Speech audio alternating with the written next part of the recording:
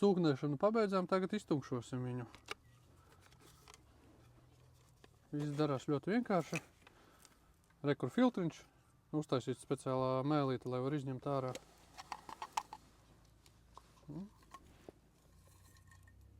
Tā mums viņš tur sasūknēja. Filtrs viegli tīrāms, var mazgāt. Tā. Un šeit vēl ir aizsarga gumija, lai motorā neierā mums visādas putekļus un netīrumus, sādāk motors nodegs.